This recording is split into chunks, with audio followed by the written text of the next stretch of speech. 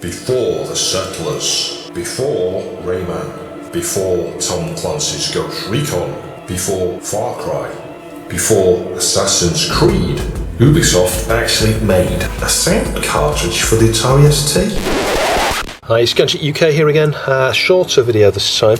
Assembly of this MV16 kit here, and we will test it. So it's a cartridge. Ubisoft, way back, produced a couple of games. One of them was B.A.T. Yeah, that's B.A.T, not BAT, as in bat and ball. It stands for something I can't remember. I'll stick it top left. You can see the box art here. And B.A.T 2. And they threw this cartridge in, I think, with both games. There may be also a separate serial dongle that went with the second one. I'm not sure, for copy protection. But the whole point with this, what it is a sound card or a sound cartridge. You plug it into the side of an Atari ST or an ST or a Falcon. We'll test it on a Falcon later. And it provided a way for the Atari to produce some nice 12-bit sound. And as you'll hear when we get it working later on, it works quite well, actually. I'm surprised there's not more things use it, but there are one or two bits of software that do use it that make me interested to keep using it, really, excited to keep using it. So yeah, I will be using this fairly regularly.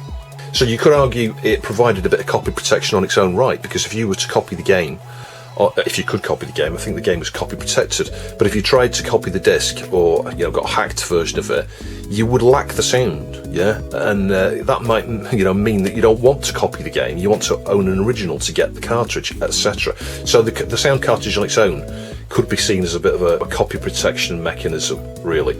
Although some of the hackers, including Peter Putnick, were able to push the sound data to the AY chip. So there are hacked versions out there where you do get the sound from the game, but it just comes out the standard Atari sound rather than the MV16. But nevertheless, I think it's quite cool being able to build one of these, in the modern day, for those of us that can't find an MV16 cartridge with the game bundled. And there are a few copies of the game. One of them is at like £500 or something online. It's ridiculous. There are one or two cheaper versions, but they're like missing things, missing a manual or missing disc too. What's the point in buying something where you're missing the middle disc out of the game? You can't play it. It's ridiculous. So yeah, it just opens it up to people like myself, hobbyists and stuff, all those people with STs and Falcons, to be able to build something like this and have fun doing it, and then have a bit of fun games, playing around with fun games.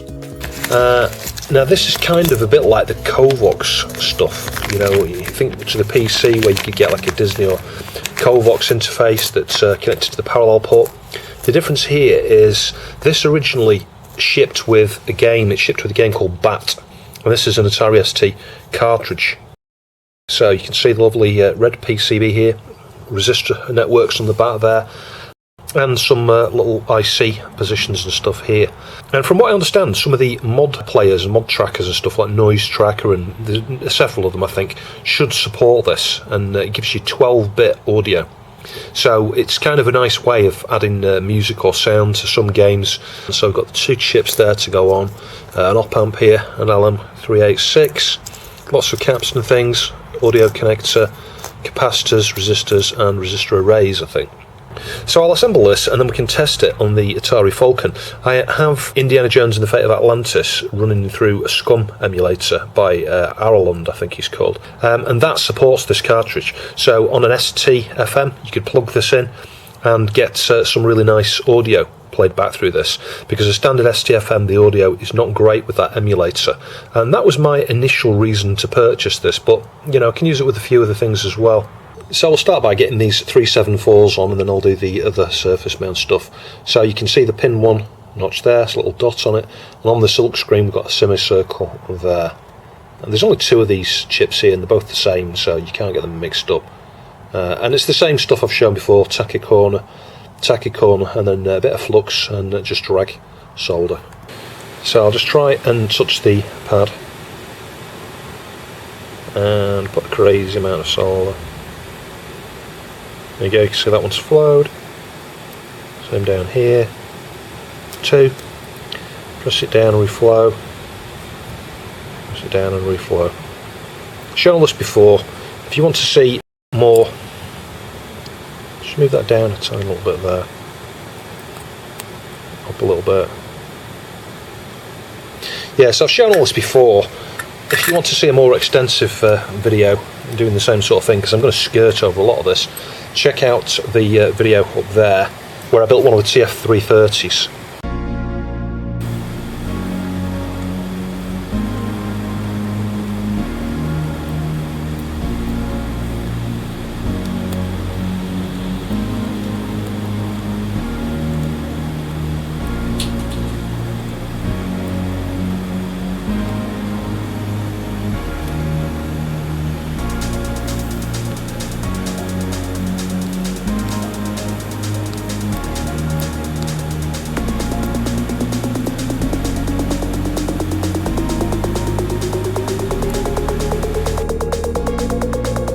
So I'm doing the resistor networks next.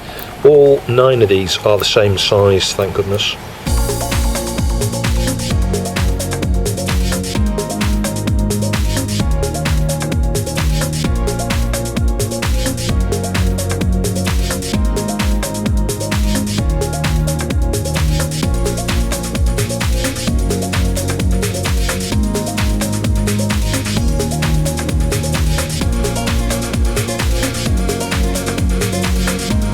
Can you see they all look fairly straight now? Not too bad. I need to clean the flux off anyway. We can go back to this side. We'll get the op amp on next, a couple of resistors I think, cap and the connector, and then we're done. So it's proved to be pretty easy this. The hardest bit was doing those little resistor arrays. I've got a diode as well here, 1N4, 148. I don't even see where that goes actually. Now it goes here. Super small. Let's do that next actually, it's in the middle of those two. Wow, that diode was hard to get on. With that there, it's hard to see the band on it. Same thing as the chip before, just try and flow it, there we go. Same over here, hopefully it's nice and straight. That's it. That's it, we are all done. I've skirted over some of the hard things. That diode, as I mentioned, was difficult. Hold it down with something like this and then solder one side. The difficult part is actually seeing the band. You've got to have some serious magnification to see where the band is on it, and it's marked on the board which side the band is. It's the same with these caps. You can mount them according to, there's a chamfered bit on each side of the cap there, so it matches with the silhouette, so you can't get that around the wrong way. And again, the band is marked on the silk screen there, but there's very little clearance on either side of these caps. What I had to do is solder one side and then slide the cap further up to reach the other pad. It's almost like the solder points are directly underneath. There's very, very little exposed, as you can see. Anyway, I need to clean all the flux off that now, but we are all done. So I'll clean the majority of the flux off here with cotton buds and IPA.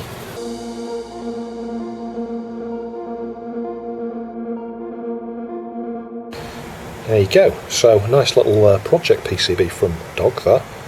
I like it. It's come out really well. So we'll go connect it up and test it. So cartridges like this will go into the cartridge slot on the side of an ST. This is an STM. I've got an STFM here which is just the same, and obviously this will go also into the Mega series. I think they've got a cartridge slot, and the Falcon, but I'm now about to plug it into the Falcon. So it's plugged into the side of the Falcon here that you've not seen, and the audio lead is coming out to the TV. It's going to the SCART cable. Again, you've not seen that. So there's no other audio coming out of the Falcon. So if we hear any sound, any speech, we know it's definitely coming out from here. So loading ScummVM here. You can't quite see the options there because the cursor's masked it out. So you've got off, Atari, YM, General MIDI or Roland. I'm going to go with Atari because I don't have anything else connected up, and that's just for music.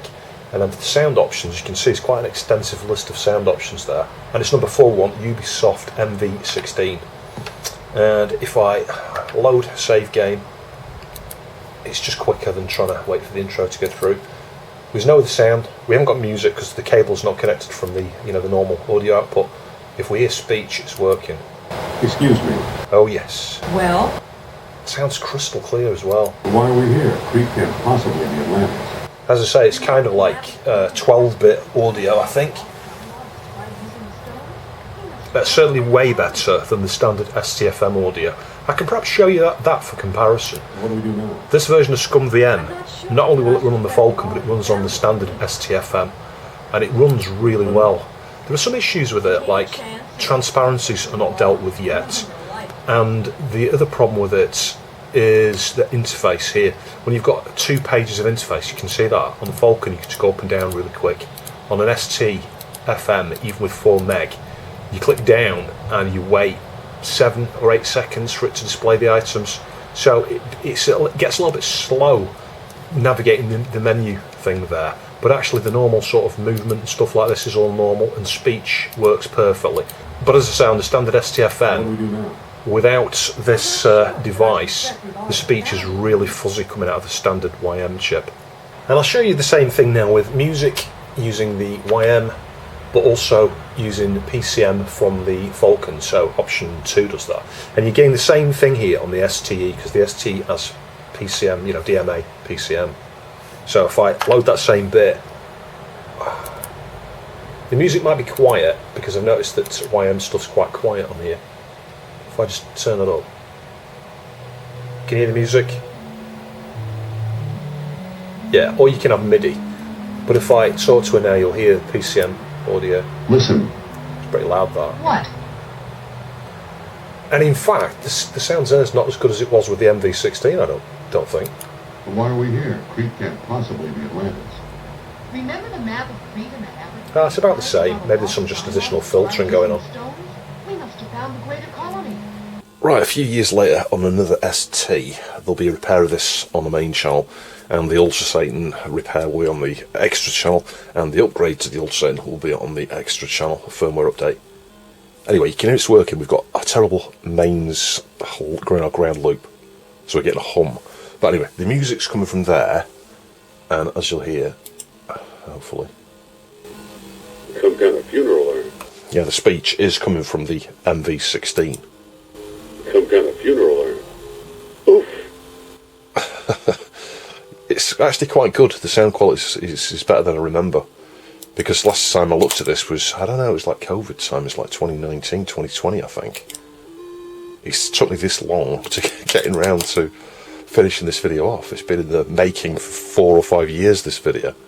Marcus thought Potlatch Indians carved this. Looks like a movie prop to me. Yeah, it's not bad. I'll try B.A.T 2 next. And I got no sound from the MV16 from B.A.T.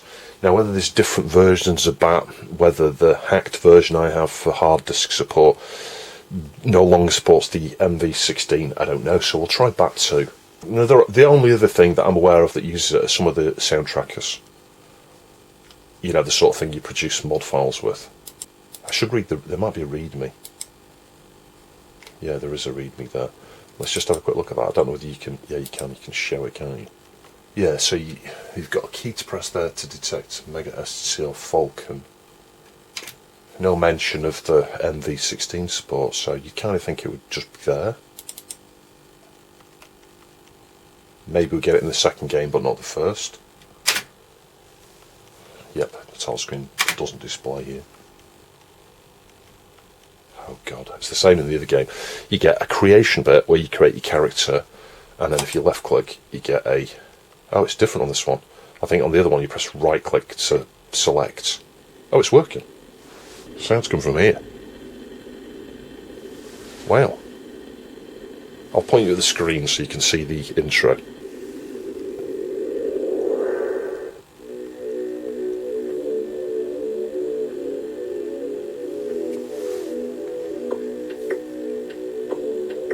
That's not bad, that. That's not bad at all. It's better than I would have expected. I'd expect the odd like crackle or something as it's cutting between sections of sample data or something, but that's really perfect. Very Amiga-like in its sound quality there. Bearing in mind, there's a really low number of bits and a bit rate for this, so it can only sound so good. It probably doesn't compare to Paula.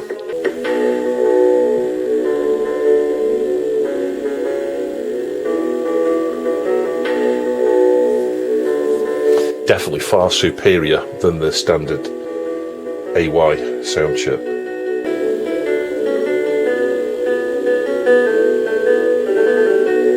Sounds very MIDI-like, doesn't it?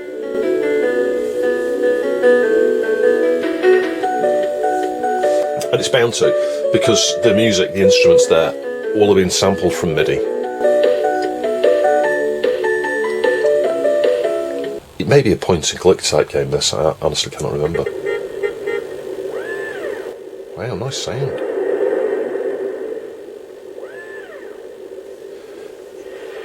You know what this reminds me of? That cyberpunk type game on the...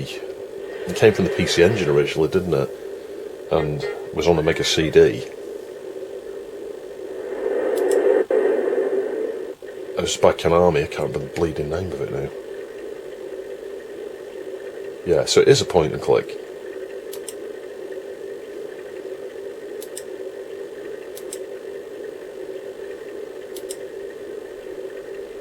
Yeah, so it looks like when you interact with people you don't get speech, well, for the general population type people. But nice ambient sounds. I like that. It's so above and beyond what you'd get on this team normally. What's that amp thing doing next to that thing there? Load game.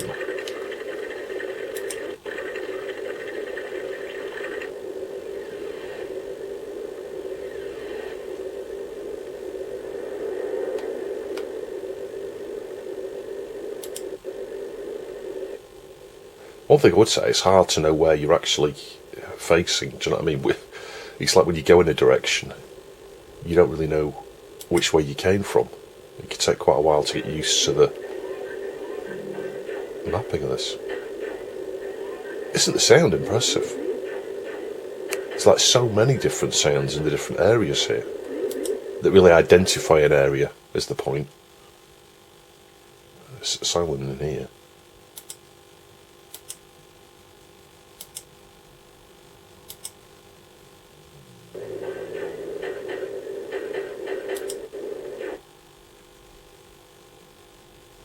Looks like going into some other store or something here. Oh, it's quite confusing, the interface. You can steal, apparently. Let's steal. Let's see what happens. I don't know. What is this, a mini game or something? Or is that an item? There we go, steal. Or is it that?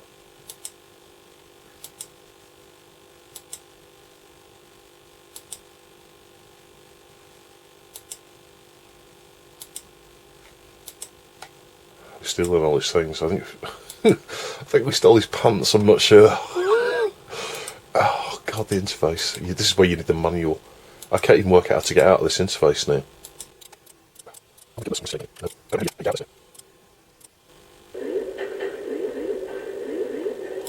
Yeah, I'm not sure if we stole his pants. We stole something off him.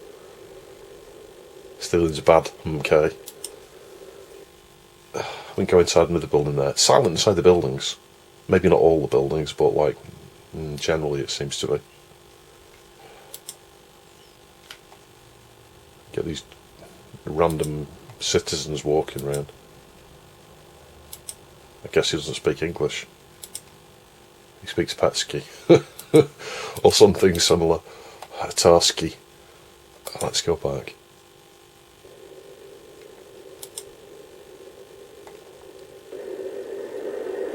Yeah, I'm kind of getting a feel for the direction sort of stuff now. I think I'm going backwards from... No, you see, I haven't been here, so...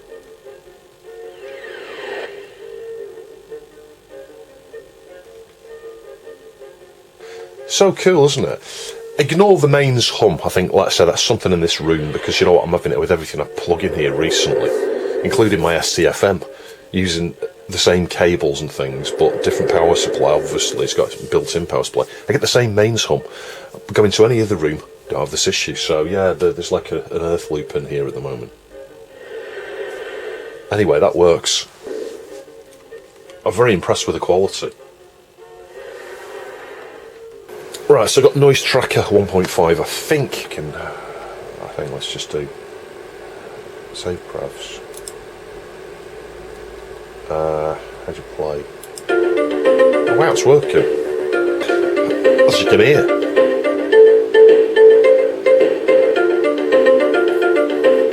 It's really good. It's far superior So the YM2149. So these are mods that I played back in the day that I had on a floppy, and I copied it all across to the Ultra site, including the software. Yeah, there's a few of these. Let me see if I can find the other one. They're quite good. Oh, I think they are anyway. Let's load a different module. Let's press play. Oh yeah, I like this.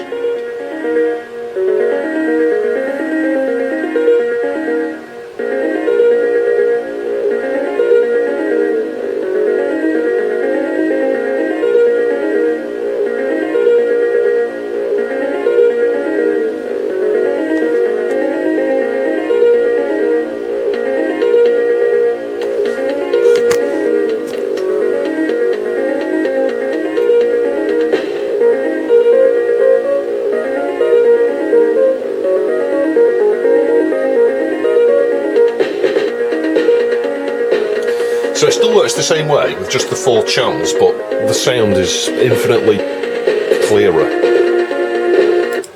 It's a bit bitty there. Let's just try and load another module. See what else I've got on here. Let's try Awesome.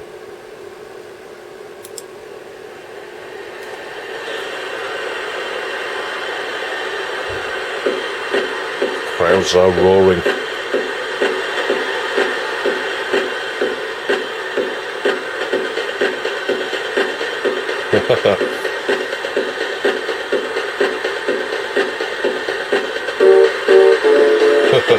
Very rave-inspiring, I think.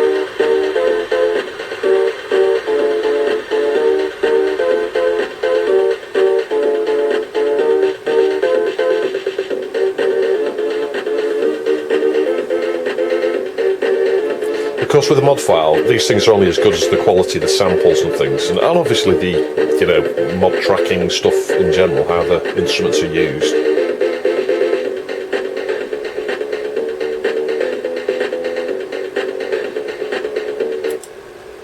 I could have sworn I had one of the tracks there from that film that I forget the name of.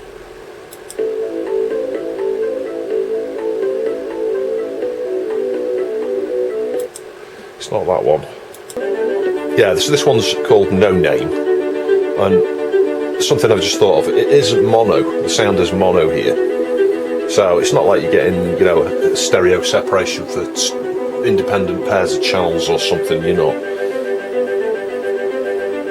Which is no different than the ST, really. The ST brought some stereo sound in for the PCM stuff.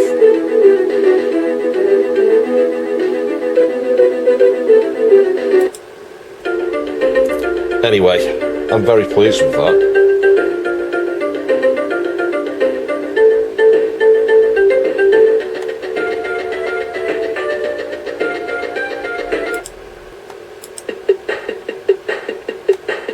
That one's eg.mod.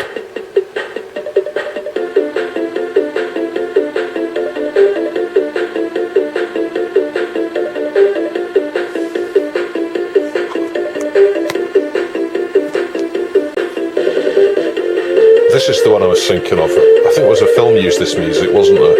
If I don't get a copyright strike on this. It's taking me right back though to when I had an ST. It's so cool.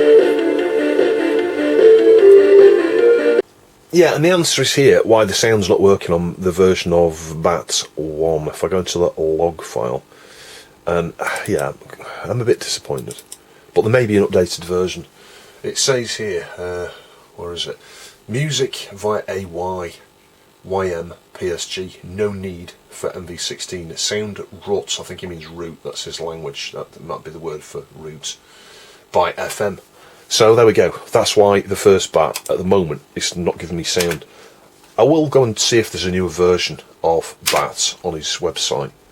And if there is, I'll report back in a sec, but, well, that's why there's no MV16 support. Yeah, I've updated the version of ScummVM that I have on there to the last one. When you do that, it works out that the files need reconverting again. There must be a version information or something in the files that it produces, because you take the original ones from the PC version, you know, like from the, you know, the talkie ISO versions, and it's listed in the README file, so you know exactly which versions to get. But then it started up doing this, and it's obviously hitting the ultrasane here. It's reading every now and again, and then writing a block, so it's going to take 20 or 30 minutes. That I'll just leave it going. Yeah, I've got the music disabled. The reason being it goes through a different cable, and I've not got that cable connected at the moment. But if we load the game, and then I'll interact with someone to get some speech, and you should hear it's pretty clear. It's very clear, in fact. I want a reading with Miss Hapgood. So you can hear I've got that mains hum I mentioned earlier. I've got a ground loop. If my hand's near the speaker. During the show? If I put, God, I'm getting talked over by the computer. If I put my hands near the speaker, you can hear the sound increase. So yeah, I've got a weird ground loop, but if I talk to him... Excuse me. Take it easy and watch the show. Yeah, the speakers rumble a little bit. Here, my friends, is Atlantis, as it might have appeared in its heyday. Glorious, prosperous, socially and technically advanced. Yeah, so I could definitely say from listening to that, beyond our wildest dreams. The bit rate is not great, but it depends on how it's been used in the game, doesn't 5,000 it? years ago, while everyone else still wore animal skins, You know, these have been the downsampled. mighty spirits at Atlantis dared to build a city where knowledge and power were united in true happiness. It's working really well, though. I'm really pleased with it. When it's not turned up so loud, it Centuries doesn't rumble later, as much. the famous philosopher Plato wrote about it. He placed Atlantis on a continent out in the deep ocean and described how it was divided into 3 circular parts, such as you see here. Yeah, the reason I've got the music disabled, I've now flipped it round.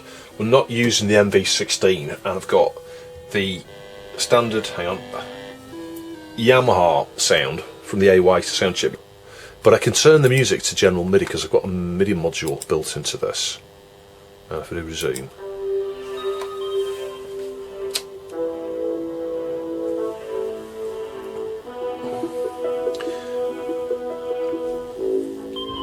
Yeah, so you can hear it. If you've got MIDI, and I have got internal MIDI in this STFM, you can enable that and use it in this game for the music. Now the problem I do have is I've got one speaker with a 3.5mm connection. It's currently in the back of the ST for the MIDI. I can't plug it into there, so I'd need a mixing lead or something. In theory, it's pretty easy to make something like that yourself. But the ground hum is really annoying me in here. I can hear it really bad. Anyway, we might be able to deal with that in a later video because I'm going to do some more mods and fixes and things to this ST. But anyway, yeah, that's general MIDI. Yeah, so how does this work? It uses A1 to A12 on the cartridge port. So it's interrupt driven, which means you're going to need some CPU cycles to push that data to the cartridge port. We've got some, what I think are latches on there, and I think the data's like passed into those, isn't it? But it's 12 bits, not 16-bit. And in theory, you can go up to about approximately 18 kilohertz, your sample rate. So it can sound, as you can hear here, quite a lot better than the ST audio, but some people would argue it's not really any different. And you can see one of the few documented examples, from a magazine here. It's a French magazine, so I can't read it, but that again explains how this works and how to program it using, as you see in the next few pages, you can program it using BASIC, I think, or something similar to STOS maybe. But also an assembly, it's got the assembly routines there of how to get some samples played through this, but it can't be that hard because it's just a memory map device that sits on the cart port, a specific address, for a certain range, and you just write to it at the relevant point in time. So a quick look at the PCB on Kavanos Cam. So underneath here, these resistor arrays, you can see many of. I think those are producing it's a resistor ladder, isn't it, to get your digital to analog conversion. And then on this side, all we've got are what I think are like latch type things, 374s, HCT 374, 374. So those are going to be passing the data out, and then here, I reckon it's probably an op amp, yeah, and a few capacitors and things connect to audio connector. I've got a diode there. Not sure what that diode's doing. Yeah, and a few capacitors and resistors, and that's it. It's really simple. So yeah, your data's coming out, I think, digital form, being converted to analog by your resistor arrays here. Digitized analog, if you like, is going into this chip here with a couple of caps, you know, so you get your audio out of this. I can't honestly see what that part number is. Let's just see if we can zoom in a little bit. Yeah, but Dog has done an amazing job on this. You can see that there. Oh yeah, it's an LM386. It's like a headphone amplifier type thing, isn't it? So that is, I think it's a 386, or is it 385? There's a bit of dirt or something there. It's a bit hard to see. I think it's a 386, I want to say. Not an Intel 386. Yeah, so you can see caps and things there. This was obviously assembled prior to, it's got hair there, prior to me having this cavernous camera here, the microscope. Again, I'm not sure what that diode's doing. It's, where's it going? It's like, it's hard to see where that is, because it looks like it's going to a trace there. Oh, hang on. Maybe it's across the power rails. Don't know, there's hairs on this, look. But very little else on it. Those are 4.7K, aren't they, I think? They're all the same, so maybe they're not resistor. Ladders, I don't know, that's a bit weird, isn't it? I could be wrong about the way that's working, because they're different sizes. Sorry, they're not different sizes, they're the same size. Anyway, aside from the fact it's very hairy, Dog has done an incredible job. If you want one of these PCBs, they may now be, is that hair or a scratch? I don't know, can't tell what that is. Yeah, if you want one of these PCBs, hit Dog over on the Exxos forum, send him a message. I'm trying to find where the silk screen is, where it says we created it now. You can see what it is though, it's version 1.6 there. And there's some writing here. It says, come on, flip me over. I'm like a turtle, don't run this side up. I'll probably die now. Yeah, so you don't run it with those facing upwards, you run it the other side facing upwards, otherwise you'll kill it. And there you go. SMT MV16 clone by Dog 2020. So yeah, you can see how long ago it was done, and I picked one up when he was doing it, version 1.4. So the one we've looked at in this video obviously was created by Dog over on the Exxos forum. He probably frequents the other Atari forums as well, like Atari Age and Atari.org and any other forums that cover the Atari range of computers. But there's also a new version of this, I think, that Dog assisted in. You know, he may have, you know, given the sort of green light to or something. There's a guy in Japan, I think, has developed a new board, and Dog suggested I point people towards that. So you'll see the link down below to PCB, where you can see the page here. It's you know, a slightly enhanced version of the board that we've looked at in this video. I think it's got a better low pass or a low pass filter on there. Just a few small tweaks to the design. I'm not sure about other improvements. I saw something earlier suggested maybe there was a way to mix the AY sound output with, you know, this newer board. I could be wrong. I might be looking at something else entirely. So I may just hit eBay now and see if I can find some sort of generic cartridge shell for this and for this. And I've got another one of these types of things, you know, cartridge. The different sizes, look. This is shorter than that one. But if I could find a shell, that would be really nice.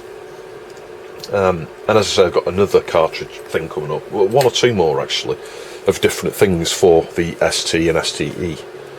So I do hope you found that interesting.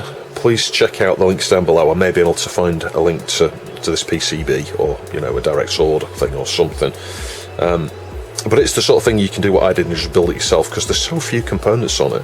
And I think it's a nice addition, certainly if you like using Noise Tracker 1.5. Yeah, there's only a couple of games use it, but the ScummVM side of things I think is quite cool as well. I showed Atlantis, but you can play Day of the Tentacle, Monkey Island. So those are sort of talky games with the ST and STFM, STM that is, this one here, and STFM. It's a nice addition because it gives you really clear sound, and you can use the Yamaha 2149 for the FM music.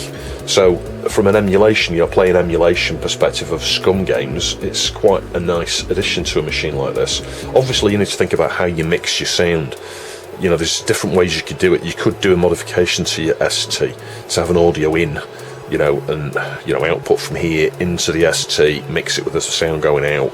That's one thing, and I might cover that in a future video because I'm going to review, I think, the sound mods I've done to my STFM, and I may have an audio input, so in order that I can connect that up and feed input, you know, input the audio from here and mix it with my MIDI and mix it with my stereo sound, etc. There's so many different ways you can do it. Or you could just have, like I have here, a separate set of dedicated speakers just for that sound, and then you can get the level just right. So yeah, only a short video, nothing particularly exciting. Well, ScummVM's really exciting, and I am excited to get this, and Dog has done a fantastic job on this PCB. It's really, really nice. Thank you for watching, thanks for subscribing, thanks for supporting me. I'll catch you in the next video.